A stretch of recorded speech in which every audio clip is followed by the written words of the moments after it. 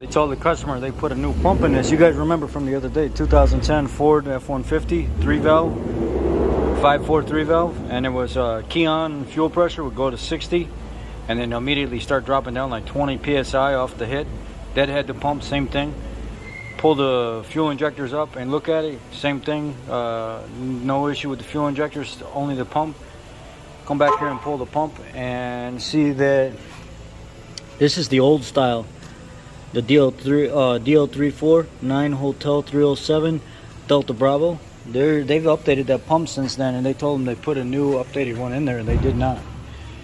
This is a DL34 9 Hotel 307 Delta Charlie. So this is the updated pump that I just put in there. They never put the updated pump in there. So I'm gonna go back in with this right now and get everything situated and put back in here.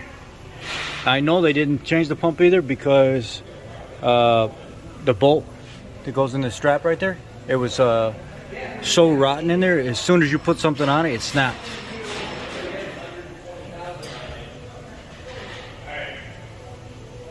So I had to go clean out the clip that goes in the frame and then go get a new bolt and everything for it. So nobody just changed that pump recently. So I don't know what stories I'm being told, but let's get it back together and try it out.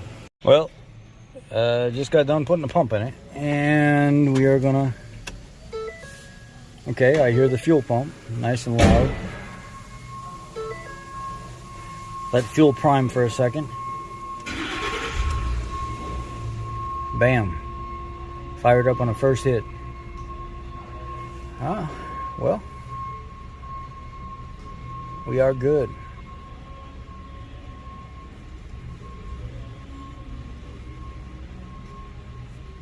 It never started like that before. It never started that easy because the pump they had in it was not, they told them they put the new updated pump in it. They did not. It had the old pump in it, and it looked like they never even took the bolts out of the straps for the fuel tank. So whatever he was told before did not happen. Let's go test drive it. Well, the test drive went well. The truck didn't sputter anything out of the ordinary. It drove absolutely phenomenal. And on the first hit, fired up right away. Unlike before, you'd have to start it up 5 or 6 times. The fuel pump was failing.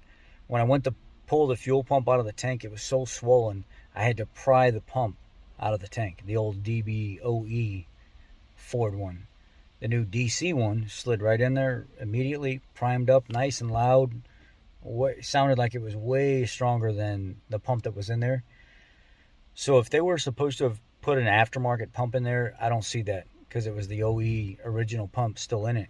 And it looked like the only thing that they did was just knock the top locking ring off and put a new gasket and new ring down instead of changing the whole pump, because it didn't even look like the fuel tank had been pulled out of the vehicle to put a new pump in it. The bolts were rusty. I had to heat up the back bolt because it snapped. Pull it out of the actual clip, the speed clip that goes in the frame, and then find a threaded stud and lock it into the speed clip after I cleaned it all out. And then take a locking nut and put on the other end of the threaded stud in order for me to get something to fit properly, safely, so it would lock in the strap. It doesn't even look like that stuff was pulled out. So unfortunately, in my professional opinion and what I've seen, it looks like this customer was charged a bunch of money for things that never got done. And if they would have taken care of it right the first time, he wouldn't have to come to the dealer several $1,000s later through all the diagnostics and everything else. It took me 45 minutes, maybe not even, to figure out exactly what was going on with it, and then just install a new fuel pump. That was it.